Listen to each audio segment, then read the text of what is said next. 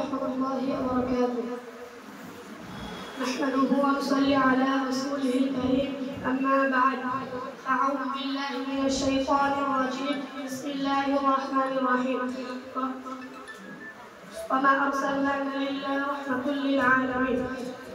صدق الله العظيم. সম্মানিত শ্রোতা মণ্ডলী, আজ থেকে প্রায় 1500 বছর পূর্বে যখন এই ধরার বুকে অত্যাচার, অবিচার, ব্যভিচার, বিদাত, ফিতনা, ফাসাদে ঘোর পৃথিবী অন্ধকারের মধ্যে ছিল, তখন মানুষ শান্তির জন্য চাতক পাখির ন্যায় চেয়ে থাকত আকাশ পানে, কখন খোদার প্রেরিত উৎস আগমন করবেন দুনিয়াতে। ঠিক সেই সময় মক্কা নগরে মা আমিনা ঘুরে ঘরে আলোয় আলোকিত করে সুবহে সাদিকের সময় 570 খ্রিস্টাব্দে দুনিয়াতে এলেন। তিনি এমন একটি যুগে আবির্ভাব হলেন যে যুগের মানুষ ছিল সিংহের চেয়েও হিংস্র, অজগরের চেয়েও বিষাক্ত, কুকুরের চেয়েও লোভী। এমনকি তারা মানুষকে মানুষ বলে মনে করতো না। নারী জাতির ছিল না কোনো মর্যাদা। ফুলের ন্যায় ফুটফুটে সন্তান, নয়নের মণি কেউ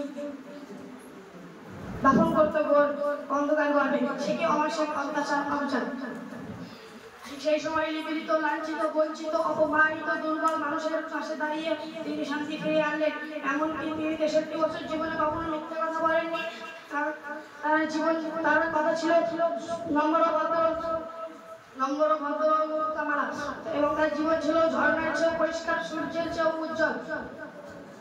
তাই তো মক্কার বেদির কাফের বেঈমানেরা এক বাক্যেই স্বীকার করেছে যে মুহাম্মদ সাল্লাল্লাহু আলাইহি ওয়াসাল্লাম জনপ্রিয় নেতা, আমানতদার ছিল, সত্যবাদী, আমানতদার।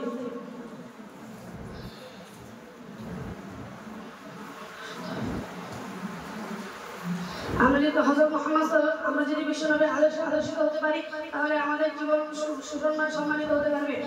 আল্লাহ তাআলা আমাদের সকলকে সুসম্মান সম্মান আল্লাহ তাআলা আমাদের সকলকে বিশ্বনবীর আদর্শিত হওয়ার তৌফিক দান করুন। আমিন। আমিন।